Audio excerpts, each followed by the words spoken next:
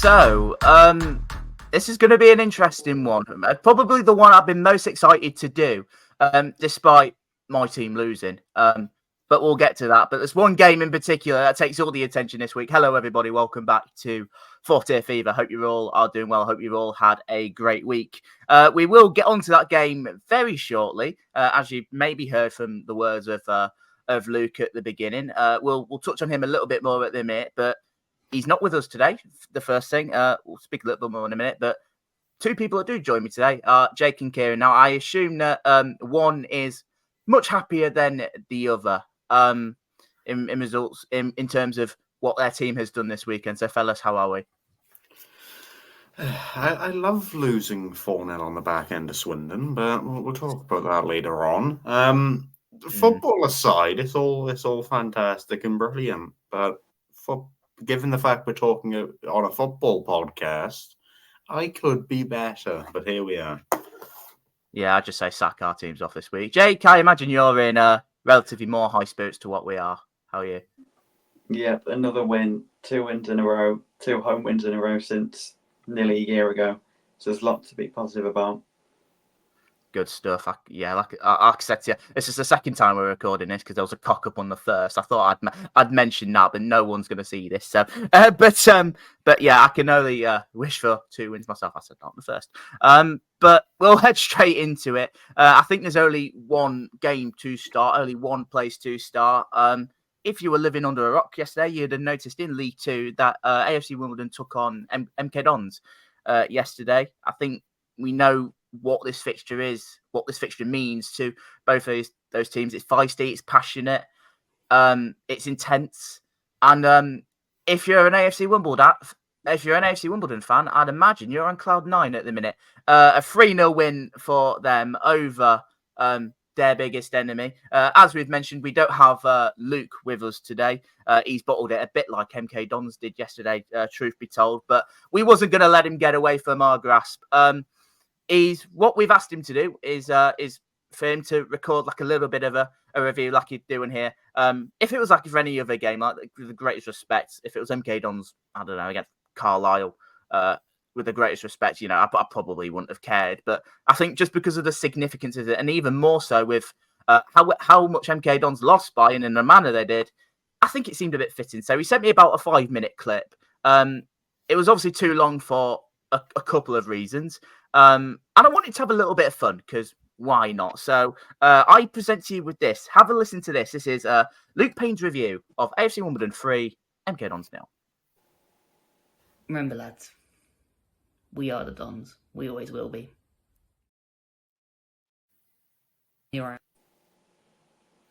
Once it's played.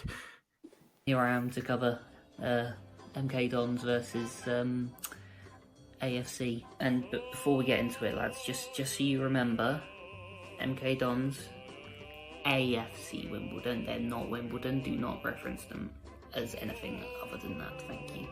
That ref is a mess. He's gifted them the lead within 11 minutes, something like that. Classed a tackle as a pass back, gifting them indirect free kick. But that's changed the way the game was shaping up, and yeah, it obviously made it an uphill climb for us from the off, really. And then the lack of consistency to not do the same thing when they did something similar in the second half. But I'd be surprised if he's reffing any games next week based on that performance. It's just sheer incompetence, to be honest. It's just that sort of big occasion thing, although we don't necessarily see it as this, this big rivalry, because we win this fixture 9 times out of 10. But we know that this other lot have suddenly decided they're going to be up for it, since, we are their cup final. Well, I'll put it this way, I think Williamson has to take a lot of the blame for this. The players clearly weren't going for it the way they should be. It didn't seem naturally Dons. Like, it wasn't really us. I do expect you guys to be talking about the potential for Williamson to go, to be sacked. I don't necessarily agree with that. I could definitely understand it. and I wouldn't necessarily be sad about it either if he did go. But yeah, the sooner we can move on, the better, really, because I mean, it is one game, but yeah, it is what it is. But yes, anyway, yeah. Remember, lads, we are the Dons. We always will be.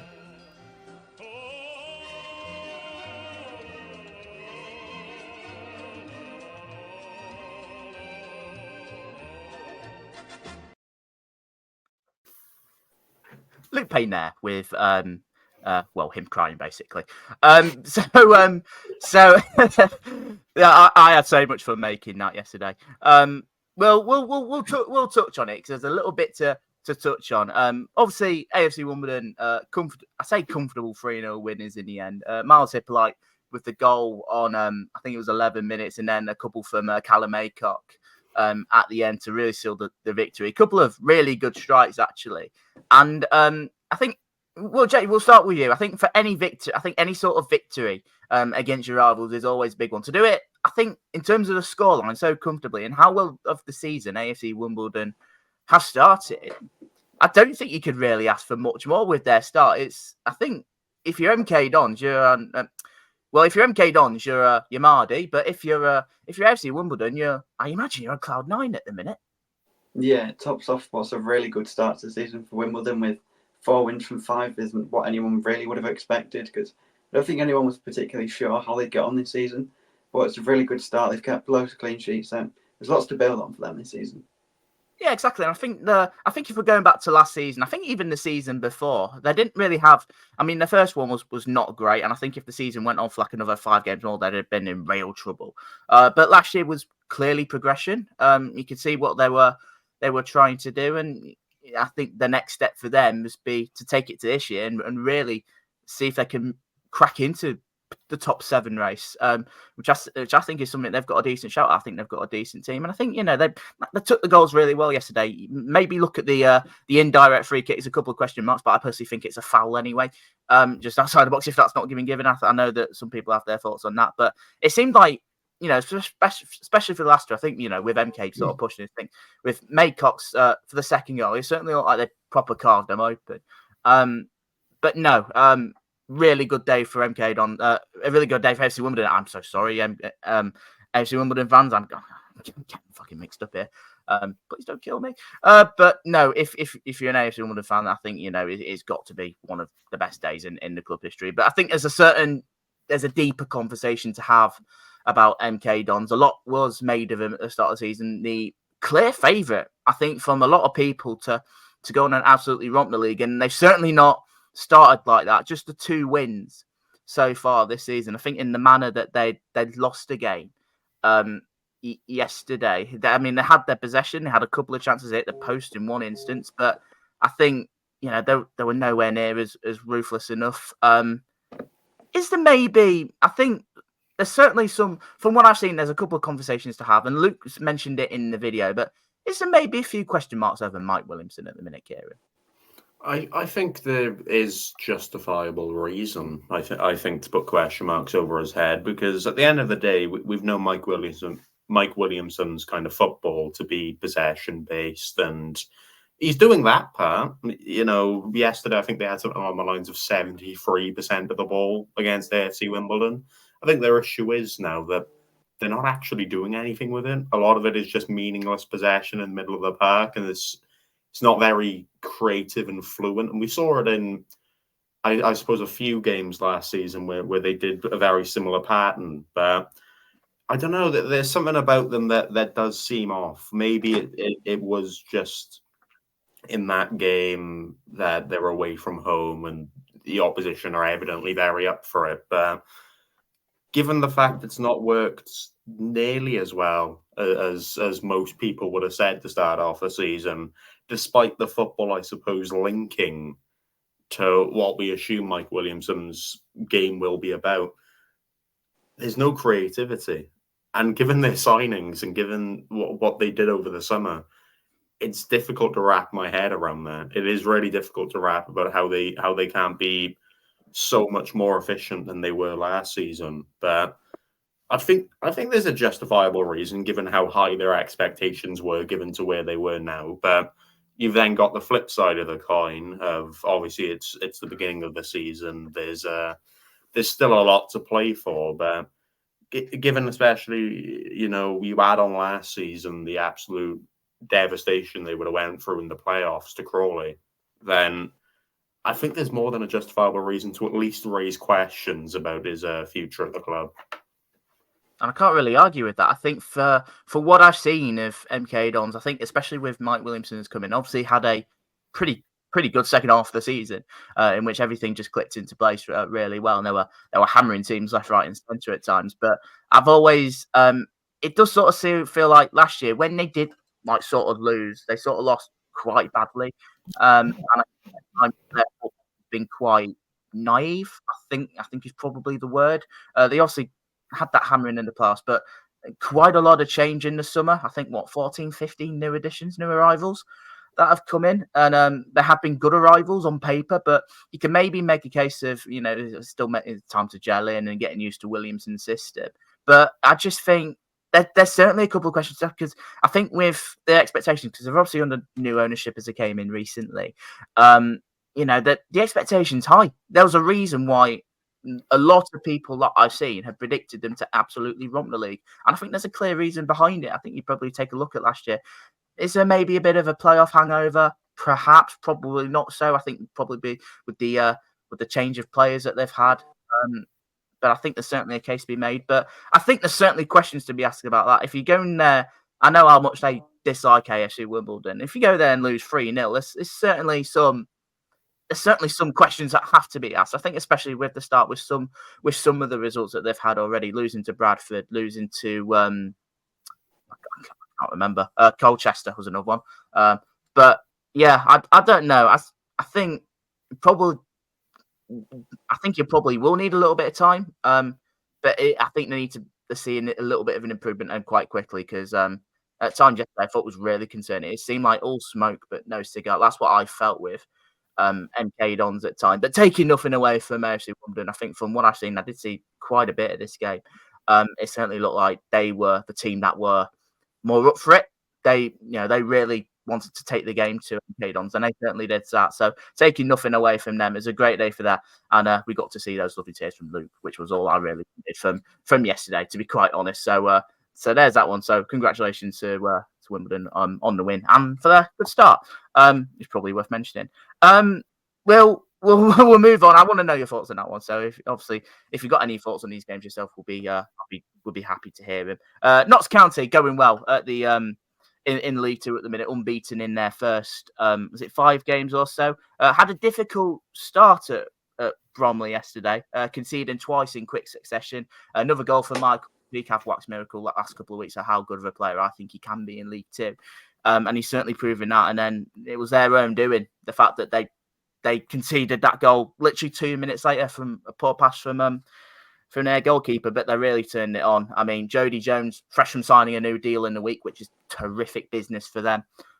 With the penalty, and they just sort of turned it on second half. Crowley with, I think it took a deflection on the way through, but Kelly there. Jatta is a player that I like. He got another one, and Jones with another good finish. It seemed like it took an age to cross over the line, but I think it was Jatta that was waiting, but no, I think it was his. I will just check that unless he's touched it. No, it is definitely Jody Jones's goal to seal it. But it's another win for Notts County that has now put them top of the table. We know the issues that they needed to strengthen from last year. 6 unbeaten to start with, top of the table. I mean, they're absolutely laughing at the minute, aren't they? Yeah, it's a really good start, and everyone sort of expected this from them once you saw who they signed. Lots of high-quality players came in. They've proven their owner's decision right, because obviously they came out towards the end of last season saying they were backing Stuart Maynard, and that looks to be the right decision, so fair play to them. And they've certainly, at the minute, reaping the rewards. We know where they needed to strengthen, because I think, they were absolutely appalling at one end of the position. It sort of looked like... going in attack, it looked like they had like a Lamborghini. In defence, it was more of I don't even know what's a shit car. I'd say like a a proper the in-betweeners car. That's the only one I can think of. It. It's an awful comparison, but you get what I mean. But they've certainly improved that to be the rest, to be like there we go. I haven't said it. Yeah, Fiat 5, yeah, that'll do. But yeah, they've clearly addressed their biggest issue with some decent additions, and and they've and that's what they needed to do. I didn't think they needed to do an awful lot, even selling Langstaff. I don't think they needed to be an awful lot to be a good team. They just needed to address that clear issue, and I certainly did that. Although, albeit they conceded twice yesterday, but even then, they've so far 6 goals conceded. It was already a massive improvement. They'd have been double that last season probably. And you've got the quality of Jody Jones, Dan Crowley and Alassana Jatta, who I really like. They've always got a chance. But a quick note on Bromley, Kieron. They've struggled as of late, although they have faced a couple of decent teams. They were out and winning 4. They lost at Bradford. They lost against Crewe late on. They drew with Colchester last week, and obviously Notts County. A couple of iffy results there. Is it maybe a case of which for them? They had that start the season that they did with 2 wins, but is it maybe a case of which Football League life is maybe starting to hit them a little bit? Yeah, I think it was only a matter of time before they started facing some of these higher profile teams, and they kind of are unable to adjust in such a quick manner. That I think the important part that they've kind of got to look at is the fact that they got the win over Harrogate, I believe it was on the opening day. You'd imagine Harrogate could potentially be towards that mid-table area where Bromley could be aiming for a really big statement win at home, of course, over Wimbledon, then the following week. I think the important thing for them is to take the points in the games against teams that will be around them. I think they've shown. Even in some of the more recent games, of course, Notts, they scored twice within 6 minutes. Obviously, didn't kind of keep that complacency at the back. They scored against Crewe. They're competing in the games they're losing in. I think that's the slightly encouraging thing about it. Albeit, yeah, they're still losing the games, but they're definitely not 100 miles off of it. So I think that there is a bit of a case to suggest maybe something's going on now where they found out that the Football League, in comparison to the National League, teams do play differently. But I don't think they're a million miles off. And I think if we look at them throughout October especially, there's a lot of games there that you could argue they'll compete in. So, I think in one way that they've definitely struggled. They've definitely struggled to adapt to some of these more, if you want to say, experienced Football League teams, but at the same time, I don't think they're a million miles off of it. Yeah, and I don't think there's really much more to add. We play Bromley next week, in fact, and if I'm going to be quite honest, it's probably the game in which I've probably been more concerned about this year, because we know what Bromley's style is, and I think we're going back to our National League record against them. It's not the best. We have a little bit of history with Andy Woodman. They'll be right up for that, and I can't say I'm looking forward to it. And if anything like what we were yesterday in a couple of instances, I reckon that there could be quite a few goals for them in that one. But we'll get onto us in a little bit. So another victory for Notts County. Another good result for them away from home, keeps their unbeaten run going. New league leaders. With Donny losing in the week, and but a team that did win yesterday. Another win for them was Gillingham, a 3-0 victory against Tranmere Rovers, who have done all right so far this season themselves. Finished the game with 10 men, the Gills. Amani Little got the first, and then a couple in the back end of the game from Jade and Clark. Couple of decent goals in there. I'm just trying to think. I just remember that third one in particular. I think we were trying to get up for something. I just say no defence, and in which I think Clark had that shot and then it just fall straight down to it. I think that was what happened. But it was Cole. Ethan Coleman got sent off in that, but another win for Gillingham. Needed a response after losing at Doncaster last week, and they certainly got that, didn't they? Yeah, Gillingham have another team that have started really well, showing that their summer recruitment as well was really handy. Obviously, for the past 2 seasons, they've really lacked goals, and they added a load, and they're reaping the rewards of that. Obviously, 9 goals scored in 6 games is almost unlike them at times. So they'll be really pleased with that start. Yeah, and I think there's a lot of encouragement to take. I certainly agree. I think scoring 3 goals in a game, if we're going off the last couple of years, just sounds very unlike Gillingham. So I think that might be the more pleasing aspect of the fact that the scoreline suggests that they beat Tranmere quite comfortably. Tranmere did have their moments, had their chances, but Gillingham proving too strong. It's another clean sheet for Gills as well, something that we know that they have thrived off.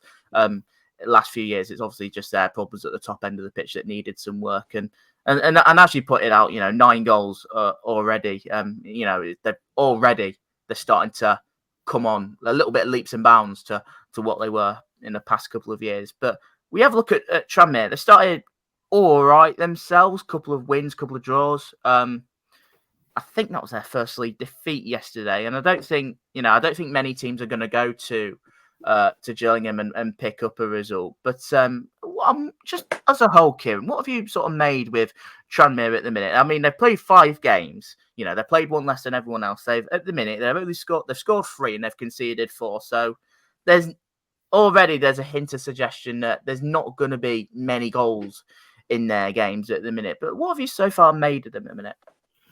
I think they're one of the mixed bags, I suppose, when it comes to the division. I think at the back they're relatively stable. We saw it against, we were talking earlier about how good Notts County are at putting the ball in the back of the net. They kept a clean sheet against them on opening day, and evidently, off of beating Accrington, for example, 3-0, albeit it was in the cup. Getting then good wins against Walsall and Carlisle. They've definitely got goals in them. There's no doubt about it. But it almost feels that as we were talking about Gillingham, it almost feels that same kind of football of, for the most part, they're really solid at the back. They'll usually keep it to only conceding 1, but that comes with the consequence of often they don't reply on the other end of the field, whether it's due to their squad or whether it's due to just kind of the football that we know Nigel Adkins does try to play is a lot more defensive based, I do suppose, than attacking based. But no, I think that if they don't get to a point where they're overall balanced and they are focusing on just defending, I do feel they'll end up how Gillingham have ended up, especially like how they were last season. They'll be relatively stable in mid-table, but they'll be no more than that, just because we know this from Notts County on the opposite end of the spectrum. You need an entire balanced team. And off of watching Tranmere, they're very much defensively focused as opposed to offensively. And albeit it works in some games, it's not going to be consistent throughout an entire season.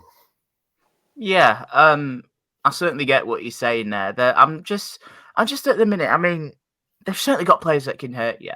I look at Amari Patrick, for instance. I think looking at it for how he started at Tranmere, I reckon he could be one of the best League 2 transfers of this summer. Which was quite. I didn't think I'd say Amari Patrick, but he seems like he had a little bit of a new, fresh leash of life under Nigel Adkins, is what I sort of get from that. But as you mentioned, as you said, I think stable defensively. Not going to concede a lot of goals, but as you alluded to, it could quickly become a bit of a rhythm to what maybe Gillingham have done over the last few years, and it's not a great habit to be in, because ultimately you want your teams scoring goals. I mean, that's what wins your football matches, believe it or not. But they've not. I think that was their first defeat. I mean, like I said, they picked up points here and there. They drew with Port Vale. They beat Walsall, which I think is a really good win. Actually, they beat Carlisle. They scored 2 in that. So it can score goals. They need to do it a little bit. I feel like more frequently is what I get at the minute. Granted, they played 1 game less than most teams in this league, but that's what I sort of get with Tranmere. But I think it was always going to be, like I said, it was always going to be a difficult ask to go to Gillingham this year. They'll be a side in which they'll have a very good home record, that's for sure. They'll be a side that'll be right up there. I think we've all talked about. We all said that, but their home record, I think, will probably push them through. And yeah, if you do good to get anything out of that, then you've done a very good job. But just wasn't to be for Tranmere yesterday. Another win for Gillingham. We need to talk about Morecambe, don't we? What a day it was for them. Their first goals, their first points, not quite free, which is the annoying thing. But I think the most pleasing aspect for them was probably them coming back with 10 men to draw 3-3 with Colchester. Luke Hendry was sent off, actually, which was quite amusing, for being the former Town as he is. Warren Edwards in particular scoring, I think, was a header. Penalty from, a couple of penalties in there. Just one, I believe. But, certainly a load of positives to take from Morecambe. Certainly with how they're starting, 5-1-0 defeats. I feel like they have been unlucky at times, but they finally got their goals and they're on the board, at least. That's a start, isn't it? Yeah, it gives them a lot of confidence and something to build upon. Obviously, 5-1-0 defeats is quite bizarre in a way, and lots of mistakes in there that made them just really unlucky. But they go 1-0 up, then they go down to 10 men, and then they're suddenly 3-1 down, and you think, oh, probably another defeat, and they just don't give up and just keep going and make it 3-3 towards the end. And there's a lot of confidence and a lot of things to build upon. Yeah, there's a lot of confidence there. Real character, I think to come back, because we know what Colchester can do. Although we've not really seen it so far this season. Granted, early doors, but 6 games in, they're certainly like becoming a bit of the draw specialist, Colchester, at the minute. 3 draws in a row. They drew the last one 1-1 with Accrington and Bromley, respectively. 3-1 up with 10 minutes to go. To throw it away 3-3 against a side with 10 men. I saw Danny Cowley called it unprofessional. Can you really argue with that? I don't think you can. No, I think losing a game in that, or losing 3 points in that aspect isn't ideal by any stretch.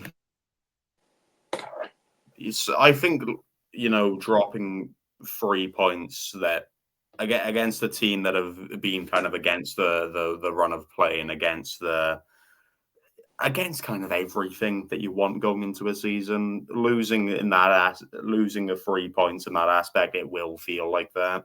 It is 2 points dropped, and again, especially to do it against 10 men is far from ideal. But no, I think you've got to give the credit to Morecambe of they have been very unlucky in the opening 5. If you look at some of the kind of, albeit statistics don't matter in football, and it's all about how many times you actually score and what the scoreline is in the end. You look at how they play, and if they would have had in these games a clinical man through the middle, I think they'd be a lot better off now than they've currently suggested. But no, I don't think I don't think Colchester will be happy with that. You can't be happy with that, but at the same time, I suppose it's not a defeat against the side that would have been, especially after getting that equaliser in the 88th. You'd imagine they would have been riled up to get a winner within through stoppage times. It's definitely 2 points dropped, but at the same time, I think that there will be teams that perform worse in those kind of pressure situations this season. Perhaps, but I think you just look at it. 10 minutes to go. You're 3-1 up against a side with 10 men, even against the home side in which Morecambe were. I think you should be able to see it out, especially with the start on paper that Morecambe have made to the campaign. The penalty was a penalty, I think, and then you do look at the equaliser. It's very fucking unfortunate coming off Tom Flanagan if you've seen it, but even then, you should have enough away from home, and we know that how physical of a side that Colchester are and can be, especially under Danny Cowley. I think his frustrations are justified. I think certainly from the Colchester fans at their end as well. You mentioned that some of them travelled from as early as 4 a.m. to see that. I'd be annoyed if I was a Colchester fan, to be quite honest.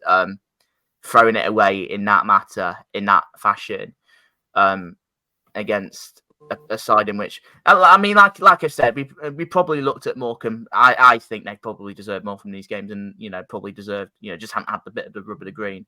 But yeah, there's certainly Morecambe will certainly be the happier of the three teams by a country mile. If I'm going to be honest, a couple of things for Colchester to work on. Like I said, that's up to them to work on. But if you're Morecambe, you're much happier with that. We'll do the other games real quickly. Afterwards, we'll quickly go through it. We've still got my game to talk about, Kieron's, as well as Jake's, as well as the others, especially the one from Thursday night as well. We'll touch on Donny quickly as well. But we'll be right back with you after this short break. Don't go anywhere.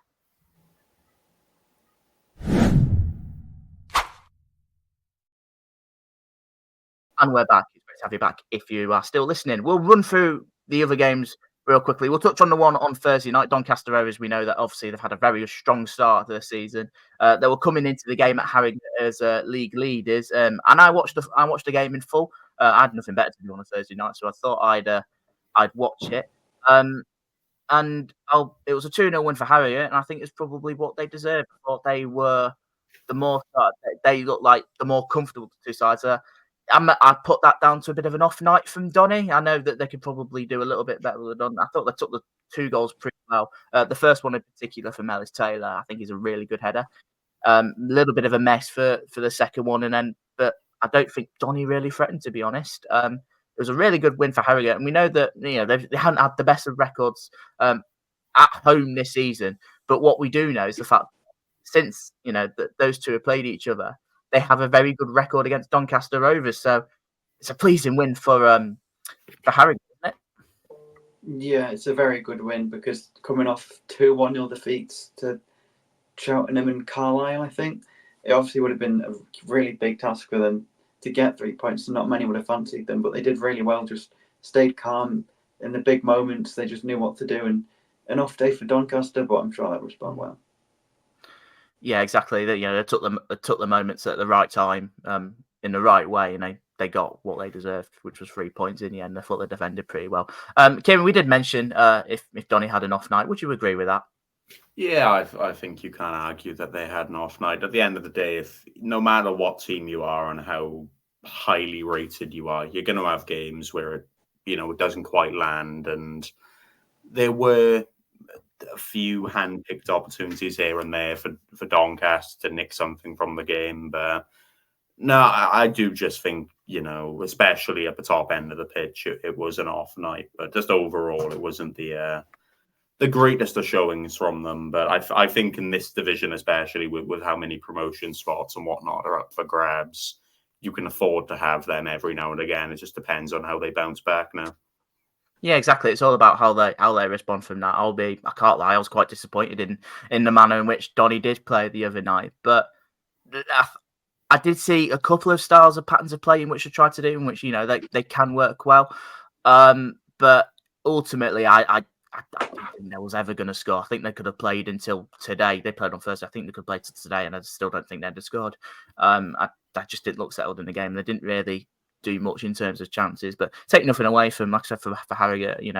They did their job. They had a game plan, and they executed it to perfection, and they got what they deserved. So it's a big win for them. Like I said, a couple of defeats, losing at Cheltenham last week, and particularly them losing late.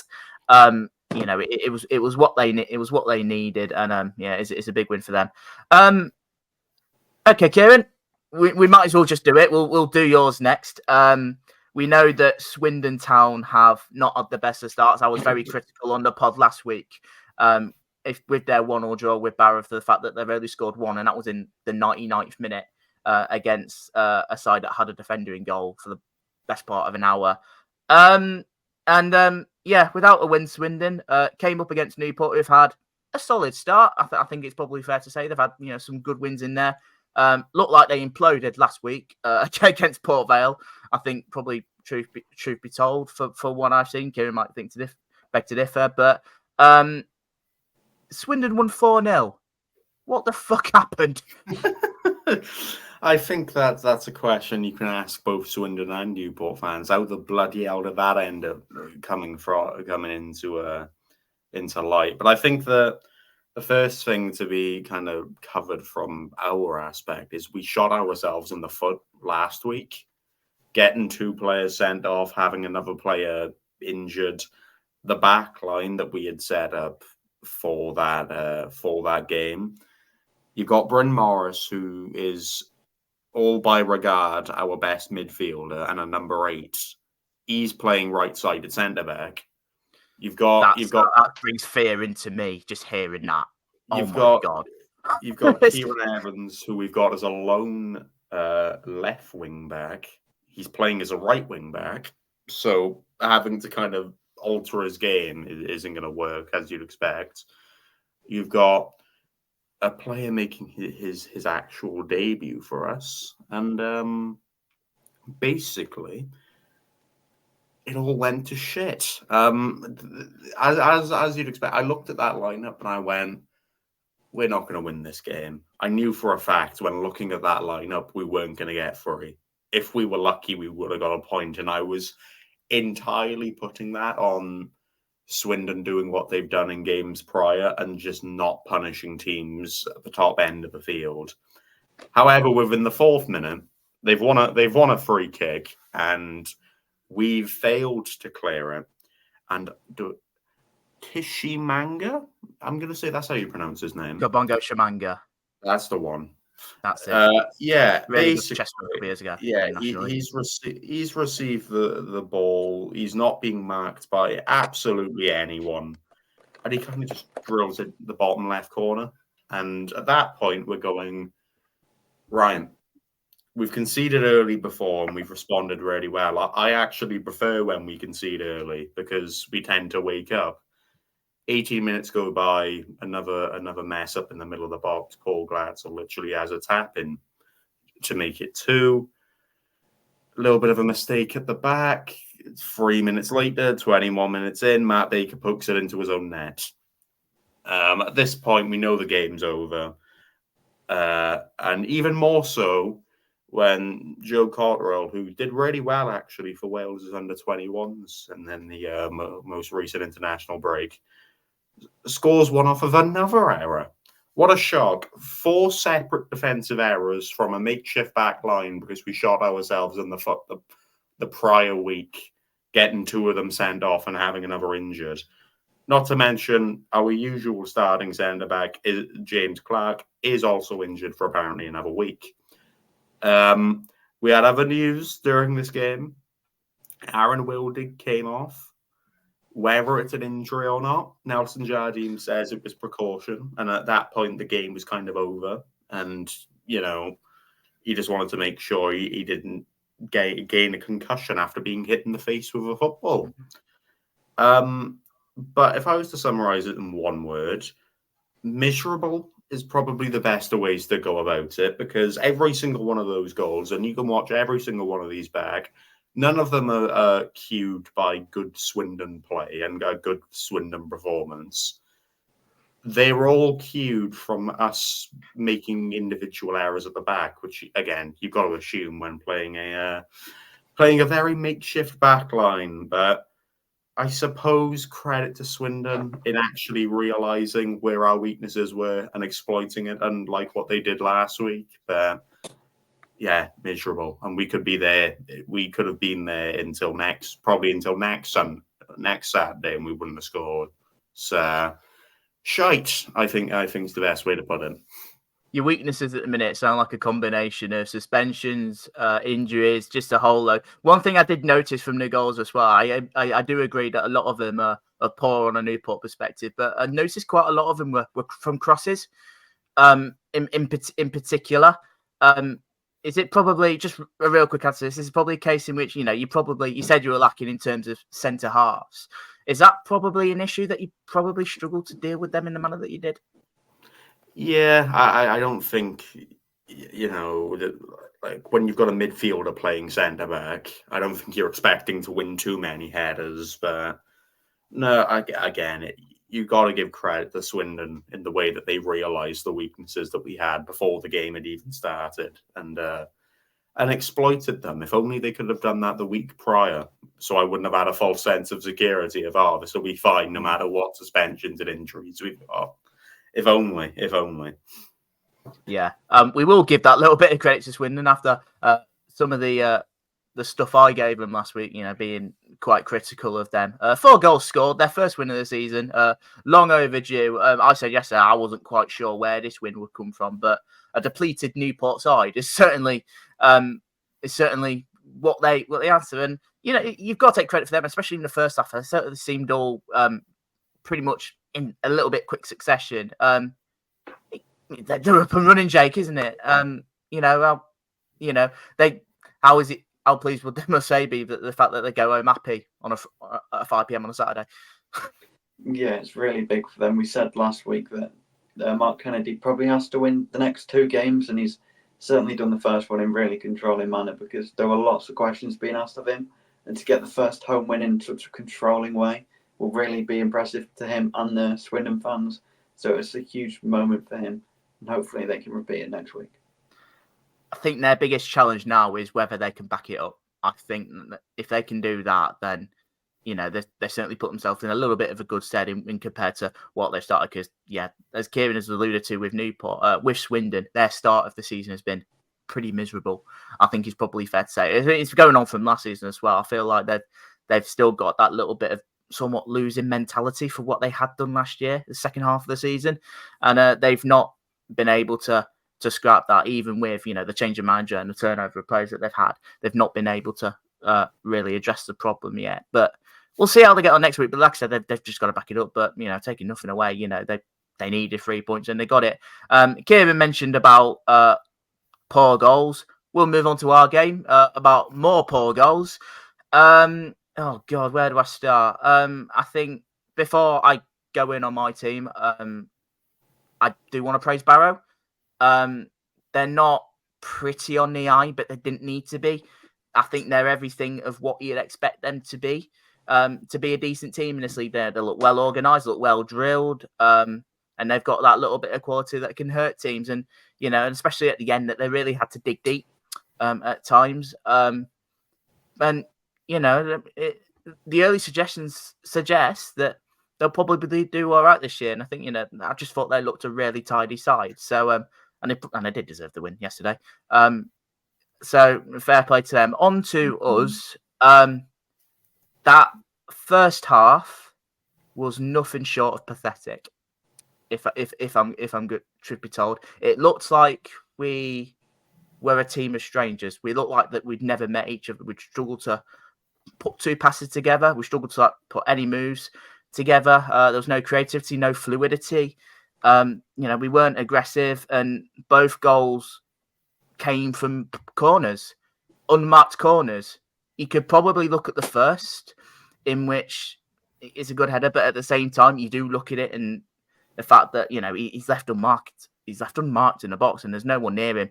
To then do it a second time shortly after that is unforgivable. I lost it. I was really annoyed at that.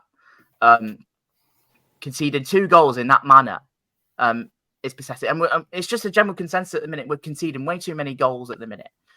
Really poor goals as well, in which we have to do a hell of a lot better to do. But that first half was a really tough watch. I mean, we did get that goal just before halftime. Great time to score.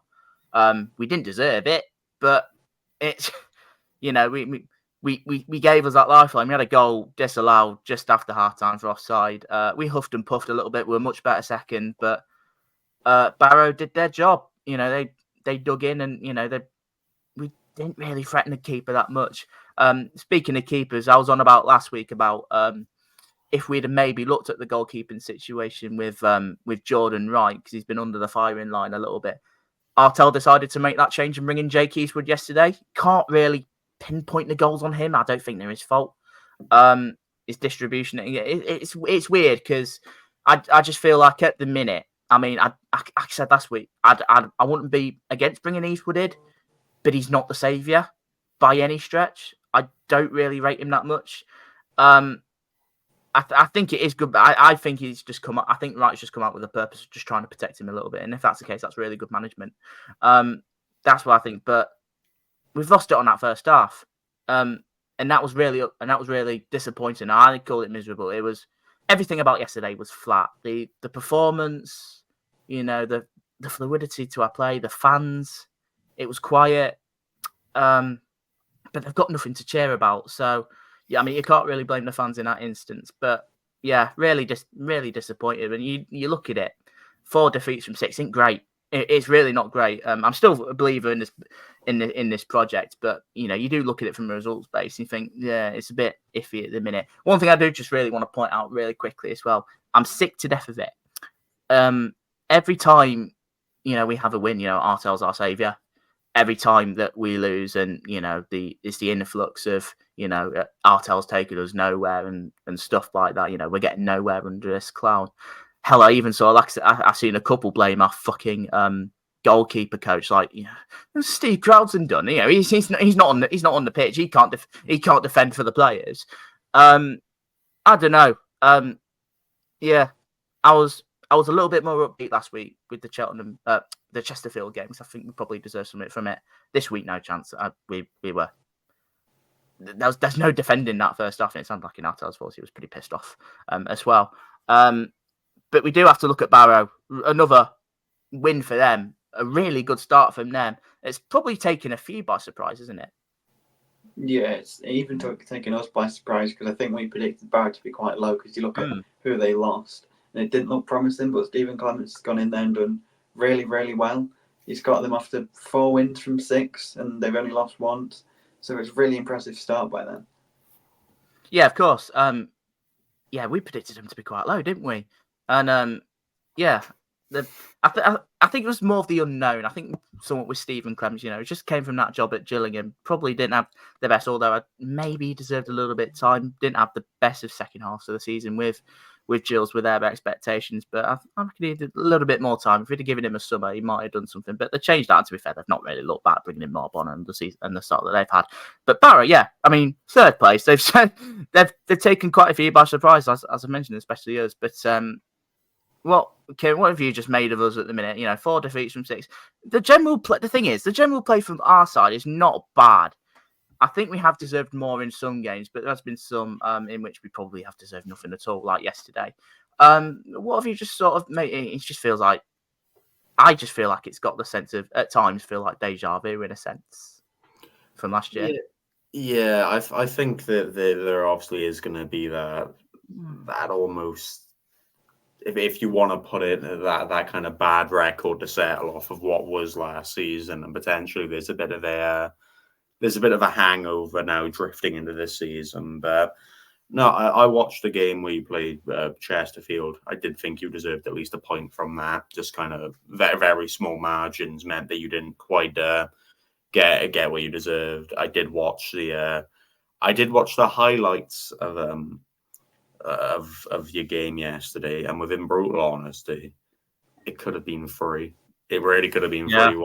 That goal line clearance from Worrell, in which the League Two can't say no. It's like a brick wall. When spoiler alert, we can see. I think that was.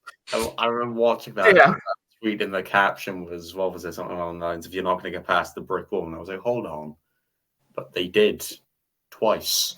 Yeah. Okay, but no, I think that there's going to be that almost, because you've got a lot of the squad that was there last season and did experience that really, that really rough, especially that second half of the season where just a few results meant you did end up staying up in the end.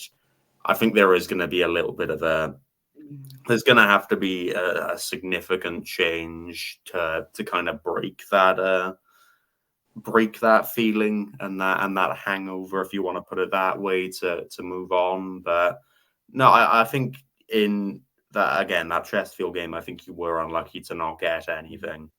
But I think the rest of the defeats you've suffered, I do think they're more on the ends of your own back. I don't think that the other teams that I've seen, bar maybe not, because I think just offensively we know how good they are. But that Barrow game, I don't really think was created off of how good their play was, rather the kind of dysfunctional, if you want to put it that way, defensive unit that you had. So it's not been the greatest at start, but I think the thing that you've got to, I suppose, potentially build on is that you can get results when you have things going your way, and there's definitely a team there. It's just about, again, getting that kind of repetitive theme from last season off your bag.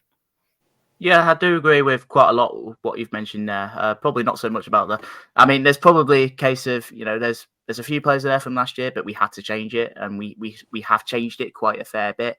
I do look at maybe injuries has played its part as well with our sort of key spine out injured. Once Thompson's, I like to think that when Thompson's fit, Tharm's fit, Davis is fit, we've got a half decent team there. But at the minute, it does seem to be quite struggling. Yeah, it's just getting, it's just that repetition. I think we're just bored. I think as a fan base, I think we're just bored. I think we're starving for a little bit of EFL success, which is something we have not done for a hell of a long time.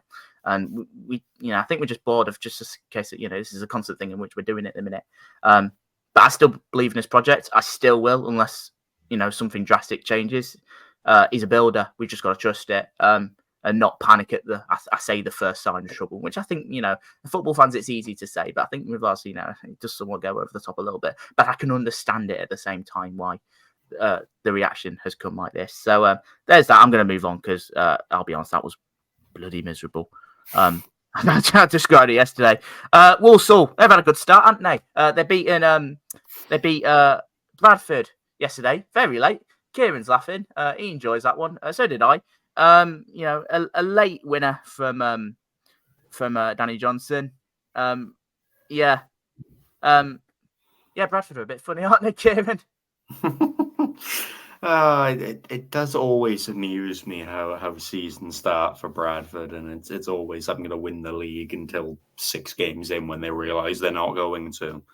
But no, I actually thought for what was what you could say, if you go 1-1, you look at it on paper, you go, oh, there wasn't too much going on in that game. I thought this was actually a really even, well-contested game. I did think Walsall deserved the win, especially off of their performance in the second half. I thought they were by far the better team. But I don't think there'll be many teams that go to Walsall's ground and get a positive result regardless. I suppose you got to give credit to Bradford in the way that they got very close to getting something out of it. But I think in the end, I think the penalty was a penalty for Taylor Allen to convert. And again, I think it was a deserved win for Walsall. And there's definitely offensively things that Bradford need to work on because they weren't very, very inspiring at the top end of the pitch. Yeah. Yeah, it's pretty much that. It's a good win for Walsall late on as It's another away defeat for Bradford after obviously losing to us. I think on their last one in the league. I could be wrong. I think they've had a couple of home games since then. But what have you made of Bradford of Walsall in particular, Jay? I mean, we've talked about at the start about their somewhat potential lack of maybe goal threats. We've talked about that to death, but it's all good saying you don't have lack of goal threats, but one thing they are doing at the minute is getting results, and that's the main thing, isn't it? Yeah, they've had a really impressive start, winning 4 from 6, which is better than most people would have expected them to. We've mentioned a number of times that we just need to see them a little bit more consistently pick up the results, and that's what they seem to be doing so far. So if they can continue that for a while, then I'm sure they'll be fine. Yeah, and I think a lot of credit has to go to Matt Sadler for that as well, with how they've set it up and with some of their results. A couple of maybe question marks over Bradford. They did have their chances. They were very much in the game. Unfortunate to concede right at the end, but it's all love Bradford. We don't mean it. But they're still in a pretty good position themselves. 7th at the minute. Have had a pretty solid start. It could be better, but it could be a hell of a lot worse. That's for sure. But it's probably what you'd expect from maybe Bradford, or there's probably some that suggest that maybe it could be lower. But, we'll see how they get on. It's probably still early to tell, but they're certainly in the mix, which is probably what I'd expect from Bradford at the very least. We'll probably whiz through these games real quick. We'll start with Salford, Jake. We'll probably get onto your games. Akiba Delican has arrived. How good was he yesterday? Yeah, he made a real impact off the bench. We had a really poor first half, and I think Cheltenham looked really poor as well. And then we brought off Cole Stockton at half time and brought on a Delican and Killian Koyase, and they were both really, really good, made such an impact going forward. So they'll probably start next week, which is good. So Cheltenham look really poor. They look like a side that just didn't know each other, which was to be expected because they made so many signings in the summer. Michael Flynn's got a tough job there. I've seen people be criticised of him, but I think that's a little bit early yet, still early days. Yeah, of course. So I have to say, from what I've seen of both of Delican's goals, he took them both really well. Two thunderous strikes from what I've seen. That first one in particular, I think it was on the first time shot. It was a really well drawn shot. I thought Cheltenham's goal was pretty good themselves. From Ethan Archer. Kieron, you know Mike Flynn more than anyone, obviously being at Newport. Obviously we look at him now at Cheltenham. He's had a couple of jobs since then at Swindon and Walsall. He's probably not had the best of times there. But I look at Cheltenham's start of the season. I get the impression that they look very inconsistent at the minute. Is that something you'd agree? Yeah, I don't think you can argue that they look inconsistent, but I think that's a thing that if you ask a Newport fan, we know all too well when it comes to Michael Flynn. That there was a season where I'd like to say it was the 1920 season, if not the one prior, where we lost 6-0 off the back end of Yeovil and were really inconsistent for that opening half of the season. Yet we still ended in the playoffs. I think the thing that you've got to give Michael Flynn, and Jake alluded to it, it's time. You know, a lot of those players are weirdly former Newport. A lot of them are, again, very, very kind of new to football and have come off the back end of a really poor season in League One. So I think you do just need to give him time to make this team gel and work well together. But I don't think you can argue that they've not had a brilliant start since coming down from League One. Yeah, and I think it was always going to happen. I think with the way that they went down last year. I mean, they gave it a right go.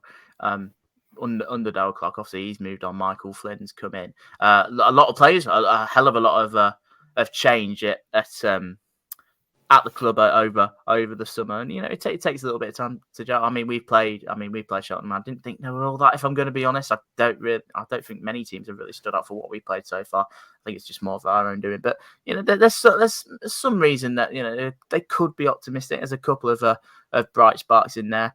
They've just got to do it on a more consistent basis because it does feel like that they're winning one and they're losing one. And I think you notice that 2 of their wins so far, obviously against Newport, and then obviously last week against Harrogate, there were 2 late goals to decide it. I mean, and they're the big moments, but ultimately, I think you do want to be winning. You know, a lot more you want to be a bit more comfy quite earlier. There's probably that, but I think it was probably always going to be a difficult season for Cheltenham, whichever way you looked at it. I think the ironic thing is that they've beaten us twice this season. They beat us in that lovely cup as well. Fantastic. Yeah, Mike Flynn. Bloody hell. Yeah. But you know, I think you know the work in progress Cheltenham. I need to see a little bit more from them. But you know, there's some aspects there that can be good, but some that I'm just still not sure about. A good win for Salford though. Fleetwood, I think they're a side that they've not done too badly from the start of things. I mean, 2-0 up yesterday against Carlisle. They then threw it away at 2-2, and then they managed to get that winner through Danny Mayer. In the 67th minute, looking at, I mean, Danny May is a player that I've quite respected for quite a long time. He's one of the best players in this division. If that's what I believe anyway. Really good win for Fleetwood, wasn't it? You know, it probably showed their character. You know, for the fact they went 2-0 up, did throw it away, but to then get another goal to make sure they got that win. Yeah, it's been a surprising start by Charlie Adams' side because not many knew what to expect of them, but they've almost been really consistent in their way that they've played, and it's been really quite impressive. They've got some nicer fixtures coming up with like Morecambe and Cheltenham, which is a really good opportunity for them to back some of these performances up with 2 more wins that will probably send them into the playoff spots. Yeah, absolutely. They've taken me back. I think, like I said, there was a couple of question marks perhaps over Charlie Adam at the start of the season, but yeah, so far so good. You know, they've not made the best of starts, but by no means have they made the worst.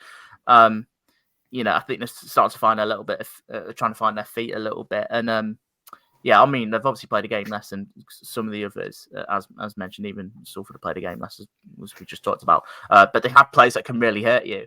I think defensively, they're quite well drilled as well.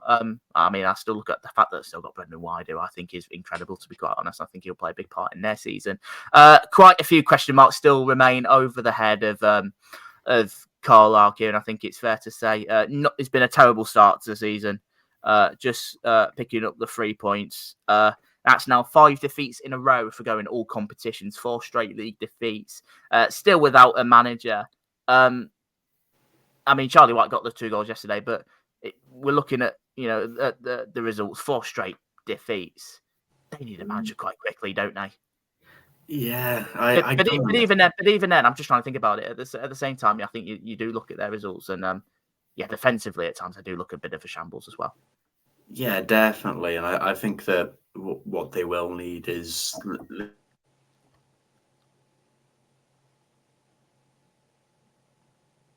Have we lost him? I think so. Oh dear. Because oh no. Well, I was literally still there. That was bizarre. Right. That froze me. Yeah, I heard you speaking, and then I went, "Oh, you froze," and then I froze. No.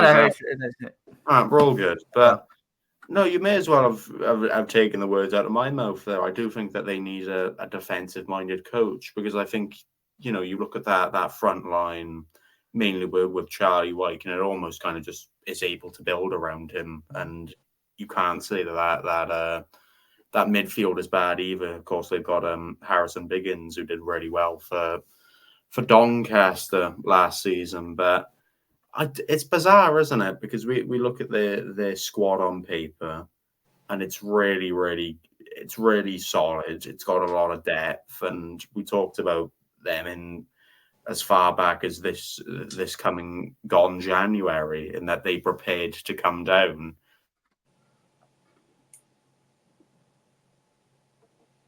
Yeah. Is he gone again? And it's just not landed for 3 days.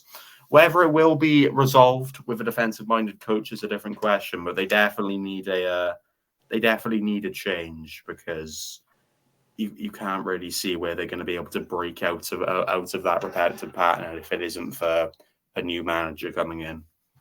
Yeah, I think their early season form is certainly a worry. But I think they do look at the fixture. They do look at their next 2 and do something favourable. I mean, they go to Swindon, although they won yesterday. They're still not at the best of starts, and then we obviously go to them right afterwards as well. So I think if you're Carlisle, I think there's certainly opportunities for points there. If I'm going to be honest, I mean, they've got Notts County after that, so it's probably a good time to probably get some points. But yeah, I think they do need a manager quite good. The thing is, I don't really know who they'd get. I think it's still quite open at the minute. I've not really kept an eye on the bookies, but we'll have to see about that. But I feel like it's a bit of a trend from what they were last season, and the fact that they're still not. I feel like it's a bit of a hangover from last year, and I've said it for quite a few weeks now. But that's the impression I get from that. They show a little bit of character to get back in the game, but ultimately it's a game that they've lost again. So there's certainly a couple of concerns there. 2 more games to get through. We'll quickly just go through them very quickly. Port Vale beat Chesterfield yesterday. Just the 1 goal in that, scored by Ethan Chiswick. With there. We did talk about on the pod last week that the win against Newport, as much as Newport were a little bit all over the place, it could be the result for Port Vale, in which was desperately needed, and they've gone and backed it up with another victory against a decent Chesterfield side, haven't they? Yeah, it's a really impressive victory after building on giving them after building last week against Newport, just that little bit of momentum with Accrington and Swindon next. It wouldn't surprise me if they put a really good run together and just keep going on a winning train and just move up the table. Yeah, exactly. They've had a bit of a slowish start. They picked up a couple of points here and there. I think certainly they were capable. They were capable of a bit more, from judging by their first few games. And they've certainly done that. I mean, back-to-back defeats. I mean, obviously finishing 4-1 winners at Newport last week, who finished with 9 men. If we've got to remind Mike Kieron again, But no, they've gone and backed it up, and it's been an interesting week for Chesterfield, I think, as well. Obviously, beating us last week, I still think it's probably a draw. We probably deserved it. But we did see the news that the fact that they brought in John Fleck in on a free transfer this week to bolster what is already a strong squad. Obviously, touch on the game a little bit. Well, what you've maybe thought about Chesterfield so far this season, with their return to the Football League, and how big of a signing is John Fleck? 'Cause I think for League Two level, that's pretty bloody impressive. I can't lie.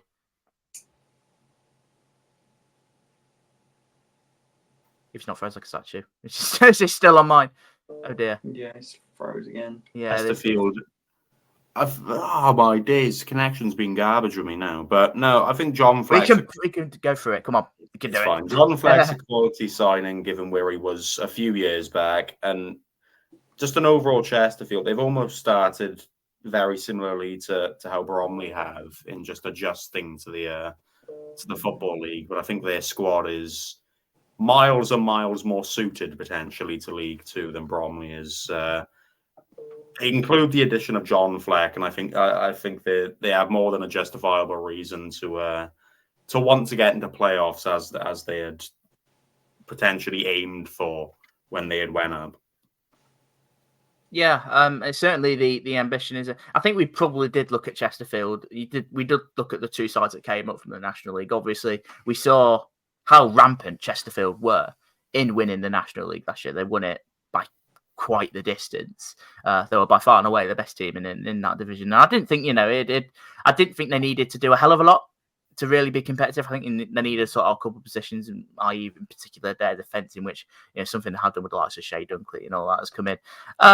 It's been a bit hit and miss. There's a couple of decent moments in there. Obviously, them beating us and their victory over Crewe with their early season poor form. They were really good.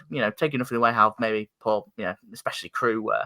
How rampant Chesterfield were. And, that's what you take to be a good side now. But they've also got their moments in which you do maybe look at it and can do a little bit better. We probably did expect a little bit better at this stage, but it's still early days, of course, as mentioned. And with the budget that Chesterfield have, with the manager that they've got in Paul Cook, with the quality they do have with some of those players, I do look at the likes of Grigg, Markande, Berry. I really like the look of since he's come in.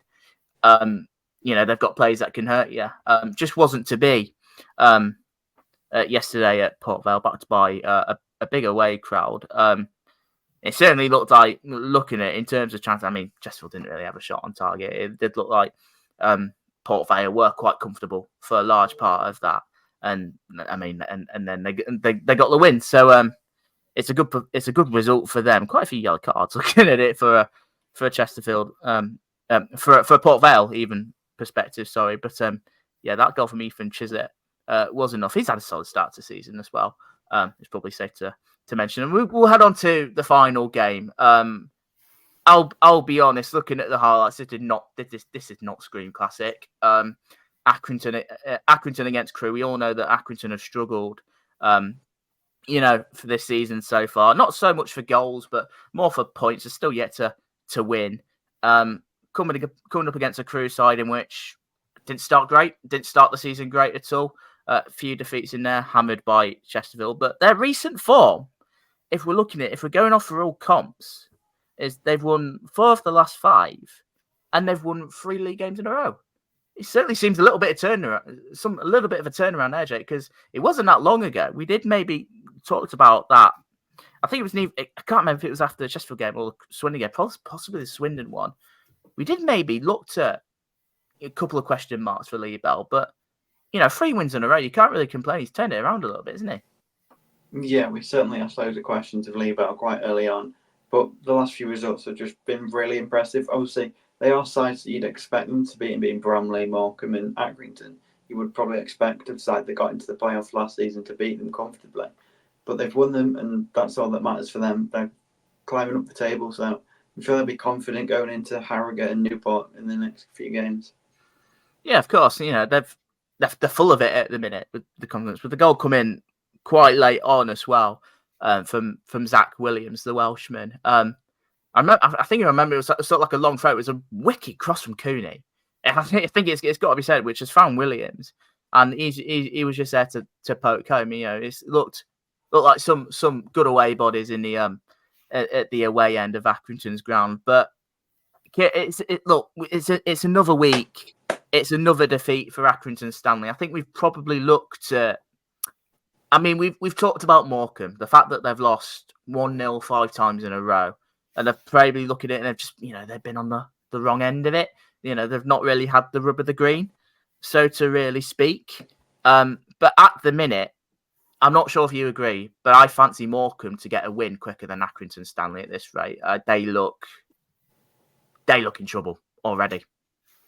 Yeah, I think the difference between Morecambe and Accrington is you can see that Morecambe are being unlucky and they do just need that one piece to get a result. Meanwhile, Accrington, there's a different kind of team that shows up every week. There's no consistent fluidity to the way they play, or you don't really know what to expect from them. And the unfortunate thing is that not knowing what to expect from them is usually in the negative sense. I think in the game we played them, I thought 3-1 was quite harsh on them. I did think that they did deserve something from that game. But, no, I would generally fancy and agree with you in saying that I do think Morecambe will get a win quicker than Accrington, because Morecambe have been developing onto that kind of getting those 3 points, and they could have got them and snatched them yesterday. But meanwhile, Accrington, you look at the games they've got at Port Vale, Wimbledon, even Cheltenham, and then right after it, actually, Accrington, Morecambe.